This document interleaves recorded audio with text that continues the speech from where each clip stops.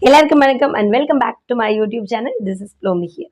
போன வருஷத்துலேருந்தே 10th 12th நல்ல மார்க் எடுத்தவங்கள விஜய் சார் வந்து செலக்ட் பண்ணி ஒரு விழா எடுக்கிற மாதிரி எல்லாரையும் ஒன்றாக திரட்டி அவர்களுக்கு நிறைய விலை உயர்ந்த பரிசு தொகைகளை பரிசு பொருட்களை வழங்கினதோட மட்டும் இல்லாமல் காலையில் 9 மணிலேருந்து ஈவினிங் 6 மணி வரைக்கும் அவங்க கூடவே இருந்து டைம் ஸ்பெண்ட் பண்ணியிருந்தாரு.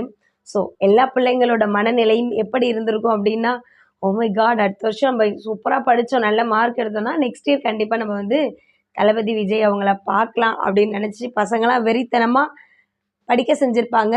அதன் விளைவாக இன்னைக்கு மறுபடியும் தாவேகா கட்சியோட தலைவர் தளபதி விஜய் அவங்க வந்து இன்னைக்கும் 10th 12th படித்து நல்ல மார்க் எடுத்திருக்க பிள்ளைங்களுக்கு ஒரு விழாவை ஆரம்பித்து அதன் மூலமாக பரிசு தொகைகள், மோட்டிவேஷன் ஸ்டாக் ப்ளஸ் காலையில் 9 மணிலேருந்து ஈவினிங் 6 மணி வரைக்கும் அவங்க கூடவே இருக்க போகிறார். இந்த மாதிரியான சந்தோஷங்கள் எல்லாம் எங்களுக்கு கிடச்சிருக்கு அப்படின்னு பிள்ளைங்க அப்படியே ரொம்ப சந்தோஷத்தோடு அந்த மேடை விழா அரங்கத்துக்கு போயிட்டுருக்காங்க. ஸோ விஜய் சாருமே ரொம்ப ஒயிட் ஷர்ட்டில் ரொம்ப நீட்டாக அழகாக வந்திருந்தாங்க. கூடவே சேர்த்து டிராஃபிக் எதுவும் ப்ராப்ளம் ஆகிடக்கூடாதுன்றதுக்காக பசங்கள்லாம் அந்த ஃபங்க்ஷன் நடக்கிற இடத்துக்கு வர்றதுக்கு முன்னாடியே விஜய் வந்து வந்துட்டாங்க அப்படின்ற மாதிரியான விஷயங்கள் எல்லாமே வந்து கொஞ்சம் பெருமையாக பேசிகிட்டு இருக்காங்க. அதாவது டிசிப்ளின் அப்படின்ற ஒரு விஷயத்த நம்மளால் எதுவும் கெட்டு போயிடக்கூடாது, நம்மளால் யாருக்கும் எந்த பிரச்சனைகளும் வந்துடக்கூடாது அப்படின்றத கருத்தில் கொண்டு விஜய் சார் வந்து எப்பயும் சுதாரிப்போடு நடந்துப்பார் அப்படின்ற மாதிரியான விஷயங்கள் எல்லாம் சொல்லிட்டு இருந்திருக்காங்க. சரி, ஓகே, இந்த விழாவை ஏன் அவர் வந்து கஷ்டப்பட்டது எல்லா வருஷமும் நடக்கிறாரு, அப்படியே நடத்தியிருந்தாலும் ஒன்றும் பெருசாக நல்ல பேரெல்லாம் வந்துட போகிறது கிடையாது இல்லையா?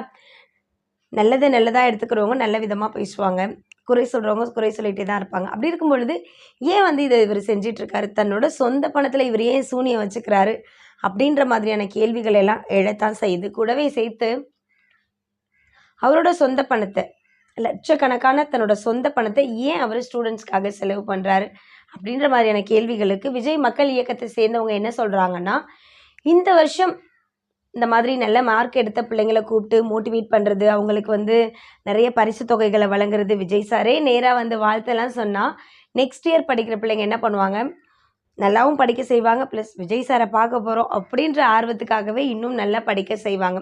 ஸோ ஏதோ ஒரு விதத்தில் இது வந்து ஸ்டூடெண்ட்ஸை மோட்டிவேட் பண்ணுறதுக்காக தான் பண்ணுறோம் அப்படின்ற ஒரு விஷயத்த தளபதி சைடு, அதாவது விஜய் மக்கள் இயக்கத்தில் இருக்கவங்க சொல்கிறாங்க. பட் பொலிட்டிக்கலாக சில பேர் என்ன சொல்கிறாங்கன்னா, 2026 வந்து நாடாளுமன்ற தேர்தல் வரப்போகுது, அந்த தேர்தலுக்கு வந்து தனக்கு ஓட் பண்ணுறதுக்காக ஸ்டூடெண்ட்ஸை வந்து விஜய் வந்து இன்டைரக்டாக பிரைன் வாஷ் பண்ணுறாரு. அதாவது இப்போ வந்து இந்த மாதிரி ஸ்டூடெண்ட்ஸை ஆர்கனைஸ் பண்ணி உங்களோட ஓட்டுக்களை சரியான விதத்தில் பயன்படுத்துங்க, 5 வருஷத்துக்கு ஒரு முறை கிடைக்கிற ஓட்டுக்களை வந்து உங்களோட சுய நினைவுக்கு உட்பட்டு செய்யுங்க, பணத்தை வாங்கிக்கிட்டு இந்த மாதிரிலாம் பண்ணாதீங்கன்னு அவர் சொன்னால் கேட்பாங்க. ஏன்னா தியேட்டர்லேயே ஒரு 3 மணி நேரம் தியேட்டர்லேயே ரியல் இல்லை ரீலு, அதுக்கே அவர் வந்து அவர் போடுற டைலாக் எல்லாம் வந்து காதெல்லாம் கிளியும்.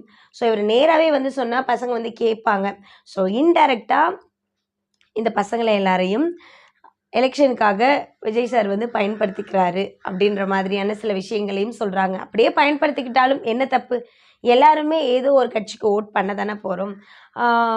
இந்த மாதிரி சமூக சிந்தனை உள்ள ப்ளஸ் மாணவர்களை, குழந்தைகளை எல்லாரையும் மோட்டிவேட் பண்ணுற மாதிரியான ஒரு ஆளுக்கு வாய்ப்பு கொடுத்து தான் பார்ப்போமே அப்படின்னு இன்னும் சில பேர் வந்து தன் பக்கம் இருக்கிற விஜய்க்காக தன் பக்கம் இருக்கிற நியாயத்தையும் சொல்லிக்கிட்டு தான் இருக்காங்க.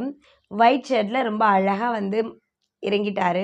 எல்லாருக்கும் உணவுகள் தடபுடலாக ஏற்பாடு செய்யப்பட்டுருக்கு.